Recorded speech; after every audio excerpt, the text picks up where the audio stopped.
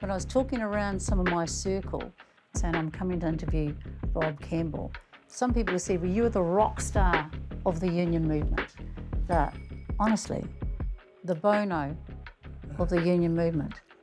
And then they said, you went across to the dark side of corporate and business world. Some haven't quite forgiven you, and suggesting that maybe your recent comments are an attempt to redeem yourself. How would you respond to that? I've heard that said. Look, perceptions are different, I guess. I did have a period of time in my life when I was a prominent union official and a political activist at the same time.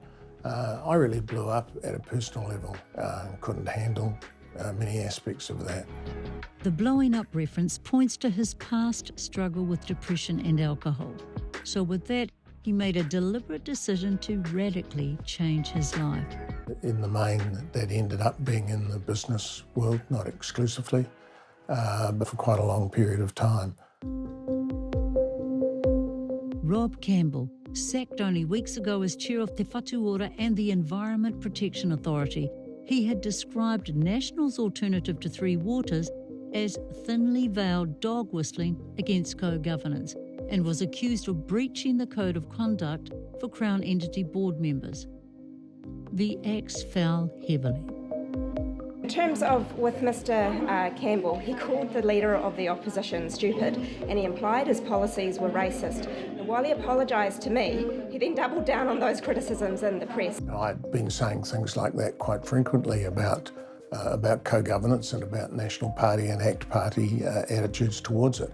And the statement that was made by Christopher Luxon was quite clearly a dog whistle to the racists in New Zealand. We're going to repeal and scrap the 4 co-governed mega entities that the government has wanted to create. We want to make sure that we restore local ownership and control of those assets by pushing them back to councils. There are those who believe his departure from Health New Zealand means the Māori Health Authority, Te Whatu Ora, has lost a powerful ally.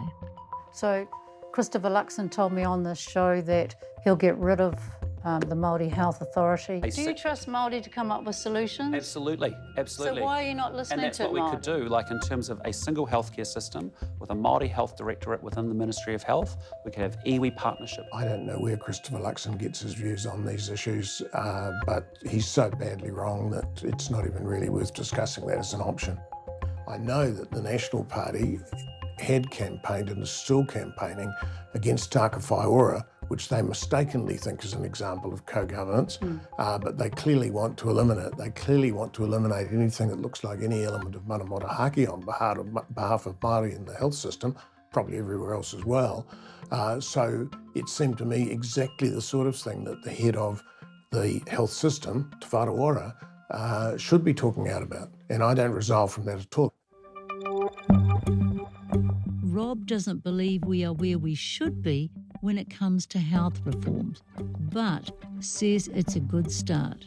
I think the way that it's been set up could evolve into something that did genuinely give Māori some genuinely, by Māori, for Māori, well-funded support for health services. But the only way to really make progress on that is the devolution of power over health decision-making. Some people don't much like the answer. They want to try and pretend that you can use the old system, which created the problem, to solve that. It won't do it. So just on that aspect, it's not a question of being party political. It's just something that's demonstrably wrong. And when it comes to co-governance, Rob suggests the health reforms fall short. So I don't think that the reforms are really a form of co-governance at all. Te Whatu Ora is clearly a Crown agency. It's not an agency of Māori. It wasn't created by Māori. And even things like the Iwi Māori Partnership Board are an imposition on Māori, giving them a way to participate in the Pākehā health system. And I hope that will be reasonably effective. But it is yet another Pākehā invention as to how Māori might participate. I think that given the quality of the people and the strength of the feeling that there is within Māori, particularly in the health sector, I think they will make more of it than that, but they need a lot of friends. They haven't got enough power, they haven't got enough money and understanding of what the role of kaupapa Māori health services could really be in our new health sector. So, we need to keep promoting that, but it's far from co-governance.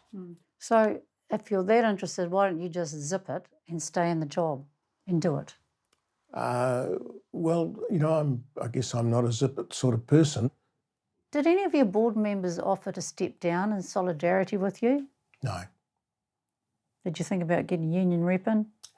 Well, funnily enough, I did talk to a couple of people in the PSA after I got sacked and said, if only they'd told me I was a real public servant, I'd come and join the Public Service Association.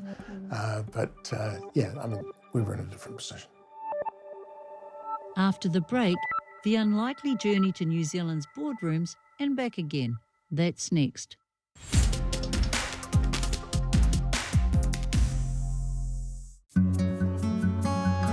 In the 70s and 80s, during the giddy days of trade unionism, Rob Campbell was front and centre. Arch nemesis of then Prime Minister Rob Muldoon, who accused him of being a closet communist. He sat at the top table of the Federation of Labour, was an economist and outspoken critic of the Vietnam War. And then he was gone to corporate boardrooms and life as a professional director. I don't think I was ever particularly comfortable in much of that, but I did find a lot of it very challenging and interesting. I was able to do some pretty useful things, I think, in the boardroom in terms of recognition of diversity in boardroom and in management activities, and in trying to get a better understanding of broader societal issues and ecology issues into business. His CV reads like the ultimate business achiever. Deloitte's Chair of the Year in 2017, then made a Companion of New Zealand Order of Merit for services to governance and business. Chancellor of the Auckland University of Technology and Chair of Sky City, both in the news for strikes and redundancies. I just wondered, how did all those kind of tensions sit with you as a former trade union man at the top of these big companies? Yeah, it's very difficult. So in those situations, you're trying to guide management to think holistically. So as a board, you're not issuing instructions to management very often, but I think you do occasionally have some influence. But it's very distressing to be in the privileged position of being on a board and have workers who are at the very low paid end of the spectrum either striking or pushing for something that you believe they should be getting. And someone described you to me as a Roger Gnome. How do you feel about that? No, I was never a Roger Gnome. In fact, if people knew the history, when Douglas and Prebble, for example, introducing the GST, it was me and Peter Harris who led the opposition to that around the Labour Party conferences. And a lot of those things, in fact, I was openly opposed to during that period. So I was never a Roger Gnome in that sense. Well, how would you describe your political outlook now? Look, I'm probably a conservative socialist, if anything. After more than 3 decades, this corporate insider ultimately found himself on the outside. It was here at David Latelli's gym he found his way home. He's introduced me again to groups of people, Māori and Pacific Island people in particular, but lots of Pākehā working class people as well, who I had lost contact with over those years when I was exclusively in a corporate environment. Welcome to the BBM supermarket. Thank you for waiting. It's free, it's good. He's been an advocate for diversity at board level. Yes, there are more women, even more Māori, but Rob Campbell is rethinking all that. You're getting, for example, women in positions or Māori into positions or whatever group it is that you're focusing on. You can get those into positions, but it's about how do we get Māori onto our boards? How do we get Māori to fit into our system? And that's not equity. That's just, it's actually, funnily enough, it's what we used to call assimilation. I was going to use that word. I think is why sort of intellectually the whole indigenisation thrust is so strong, isn't it? Which is to say, no, we actually don't want to just be half of your board. We want to indigenize the way we do this thing. And that's where equity will come from. It's much more challenging. You know, this type of bigotry is not acceptable. We started to really challenge equity in the health system. Rob Campbell believes that only a genuine partnership, a tiriti one at that, can move the country properly forward. How will we get healthy futures unless we have good water, unless we have good housing, unless we have good education, unless we have the right kind of income supports for people? A lot of this is about genuine cultural acceptance and genuinely wanting to reverse colonialism.